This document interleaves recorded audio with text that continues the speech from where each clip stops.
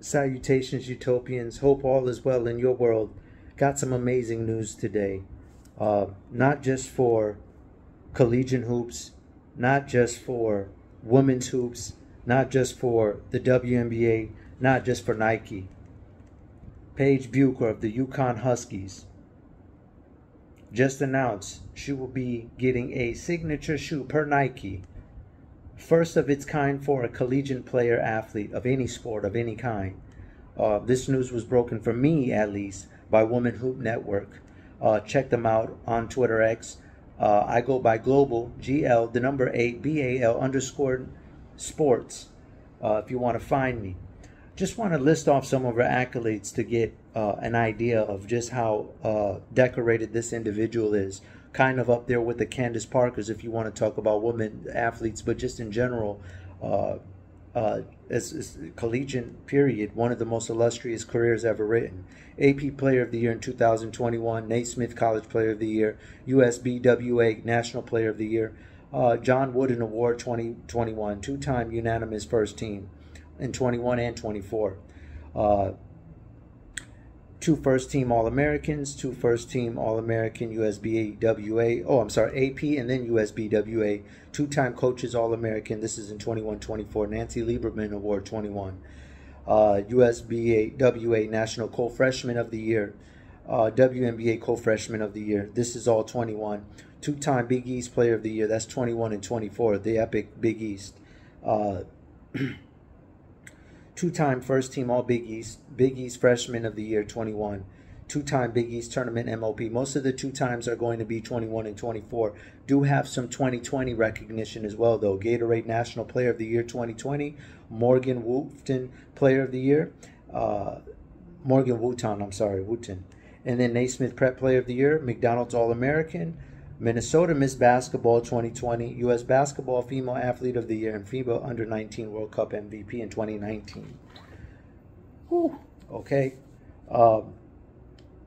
This is so big because there's no sport that has directly benefited more from the nil integration than women's sports, especially in particular women's basketball, whether it be Haley Van Lith, Caitlin Clark, Angel Reese, and definitely now Paige Beucker, being a groundbreaking individual that she is. The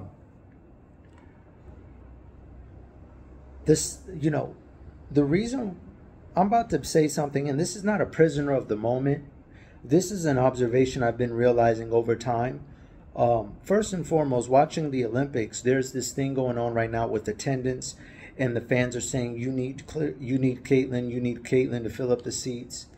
And I want to say first and foremost, it's refreshing, and I commend the WNBA because everyone keeps saying, go the Jordan route, go to the Jordan route. And I've kind of touched base on this, so I don't put out a lot of videos because one video for me kind of covers like 5 topics, and it's normally way ahead of the curve. So I don't really like to repeat myself. And I do already know I kind of touch bases on the science behind why Caitlin Clark is not on Team USA. But I want to be very clear. I really find it refreshing, whatever their motives are, because you could be aligned with someone's belief system, but their reasons for why they're doing it could be different. But for me, why I find what the WNBA to be doing to be so refreshing is the mere fact that Caitlin Clark, everyone wants them to go and treat Caitlin like she's MJ. And I think Caitlin is, there are parallels and there are similarities. But I find it rather refreshing for whatever reason why they're doing it, that they're doing the slow grind. And everything isn't about just, let's get to the max dollar. Because what a lot of people fail to talk about when they mention the MJ thing is the fact that what happened after MJ retired. It was a long, grimy road to find identity. And Allen Iverson, this is why he's so iconic, and it can be offensive sometimes. And I know in debates, there's no room for feelings, but it can be offensive when people try to, mitigate or try to compartmentalize, just try to, shrink what Allen Iverson meant or quantify him, because it's insurmountable, to be honest with you. His impact on the NBA, where it was like, yo, we just got to move on. MJ's not coming to save us, because they got so bad. What do you think the Wizards run it back moment was when he came out of retirement. They were suffering. You did all that running of the mill to get that money, and then it's like you just practically handed it back, because once he's gone, you're not going to just move on like that. That man dominated. His shoes are still selling to this day. And granted, don't get me wrong, it was a little bit of a different time because the internet was not around. So, and it's funny because we're having this discussion right now where Paul George right now is getting his flowers from Melo and his son Kyan. Check out his podcast, 7 p.m. in Brooklyn. What I really like about them too is, and I would support it regardless, because I really do have a appreciation as I get older for Carmelo Anthony's cultural significance and what he's meant to the history of the game of basketball, not just from an Olympic standpoint, as a prolific phone booth scorer, one of the deadliest to ever do it, one of the most cerebral. With that being said, we're talking about Paul George. He's talking about Paul George and what he's meant to this young generation. And Brandon Miller's draft was the first one. I've never seen so many prospects lock in on who they inspire to be. And it was Paul George, not LeBron, not Curry. And Curry and LeBron, Curry's like relatable. Anyone can pick up a ball and start practicing their shot from 35 and develop a little bit of yo-yo handles. LeBron is like too extreme. Paul George is the perfect blend of fantasy and yet fantasy relatability, and yet still parts that you can mimic and want to be like. So he's the perfect middle ground. And so reason why I'm saying that is because, and it's ironic because Paul George had, I think he had Paige, no, that was Kristen Brink. Paul George being the middle ground, because that's who I think Paige Beucker is. She's more crossover to me than Caitlin. Caitlin represents a specific demographic. I feel like Paige Beucker is the best of both worlds, from Angel Reese and Caitlin Clark. She's the common ground, and it's getting very sketchy. And sometimes the WNBA's coverage of basketball gets very rocky and uncomfortable for me in particular, because it feels like we're getting into other discussions. She's the peaceful middle ground that I really appreciate watching, because I like to really keep it hoops, and I hate when we have to get into discussions outside of that, even though it's polarizing, even though it drives up the ratings.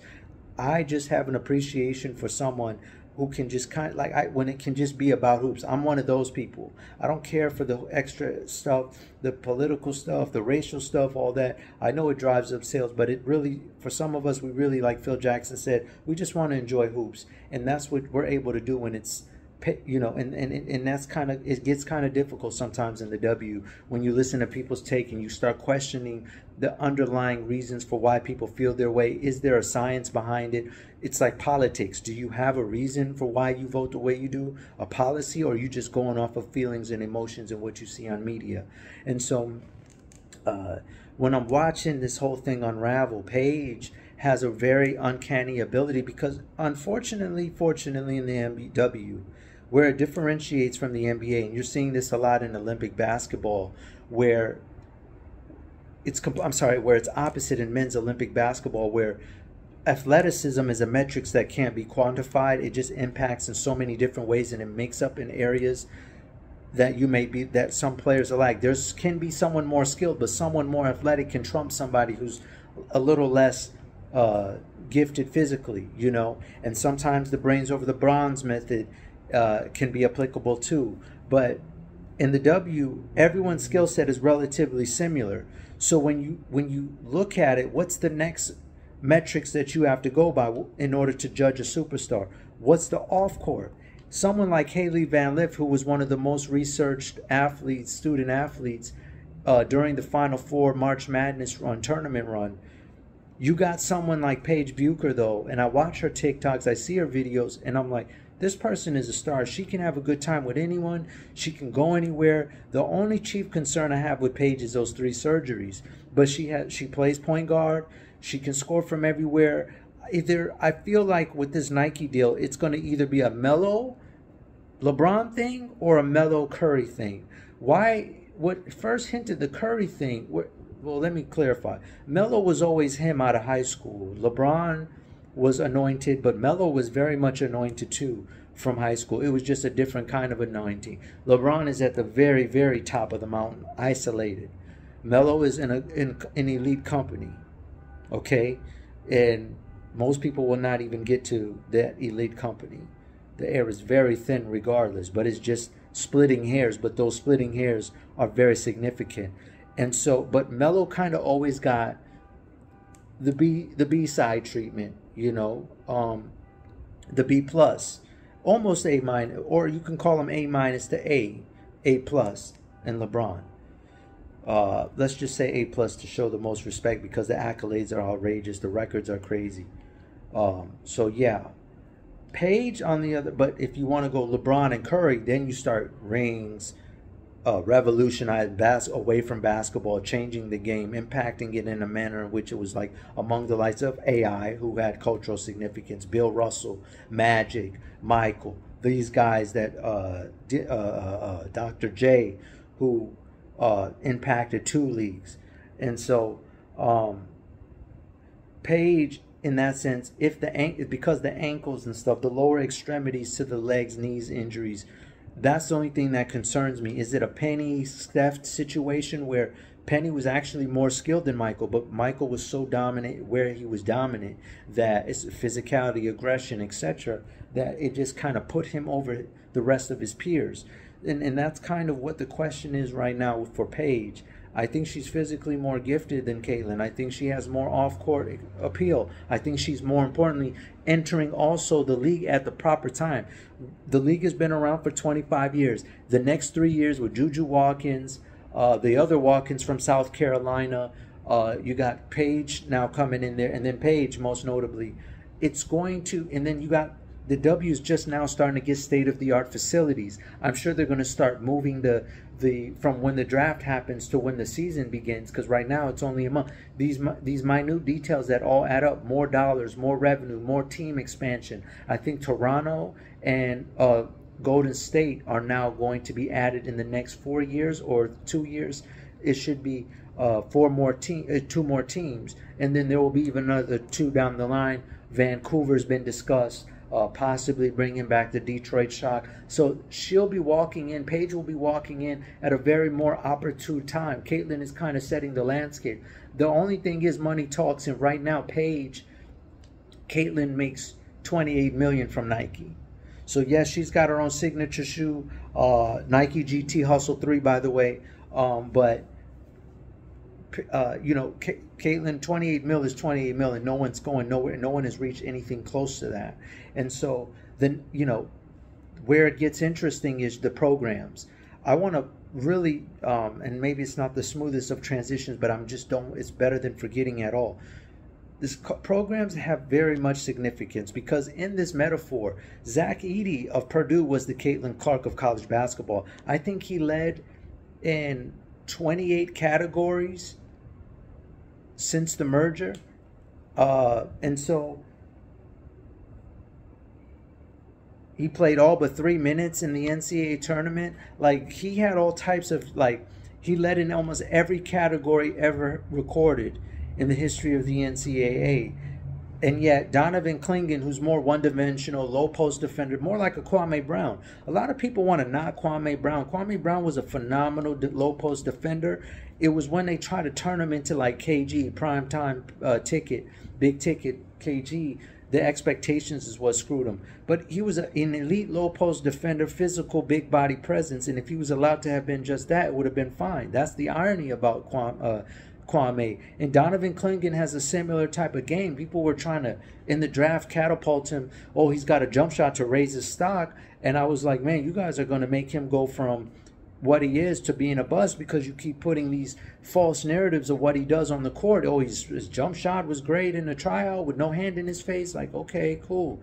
Kyle Ware is hitting threes in the summer league for the Miami Heat. Guess what? Kyle Ware is probably not going to be shooting like that when he gets to the league, though, once the season starts and they start doing switches and all that stuff. But, I mean, you know, I could be wrong. I'm not going to get me wrong with Ware, but I don't know Clingan to be offensive. He's a low-post defender, elite rim protector already with, I think, among the likes of Walker Kessler from the Utah Jazz. But what was strange to me was that Zach Edey, the Caitlin Clark of the men's division, and who put men's basketball on his back last year during the tournament run, and also attended a Midwest university, went one spot behind Clingan despite having a bigger bag. His 3/4 shuttle was faster than Klingon and Alex Sar, and only a couple tenths of a second less than Alex Sar. Forgive me, not faster, but a couple tenths of a second less. So to me, it was kind of crazy that he went behind him. Well, what else could it be? It's that Dan Hurley cosign. It's that UConn cosign, right? And Dan Hurley got that big deal from offer from that moment with the Lakers, but eventually signs with the UConn Huskies. Resigns with the UConn Huskies to continue to do his dominance. So program does matter. The echelon is there. I think she can definitely have her own moment. This is extremely groundbreaking. We all should be honored to be a part of this moment, because it's just really, I mean, it doesn't need an explanation. Who am I kidding? Signature shoe with the diamond standard of endorsement companies in athletic sports history, first time of its kind. That's amazing. Congrats to Paige Beucker. The future's only looking up. The next thing on the agenda, get you a championship this season, a national championship. UConn is a highly favored team, but Dawn Staley and South Carolina have definitely are looking for back-to-back championship again. So this is going to be a very enticing season, not to mention Juju Watkins, USC box office. She's got a transfer from Stanford who's already dunking, by the way. So it's going to be scary. Collegiate women's hoops, men's hoops in general, everywhere. It's going to be crazy right now. Women are on the rise in the basketball world. Check out Team USA women's and men's this week. And with that being said, I'll try to do better next time, Utopians. Global out.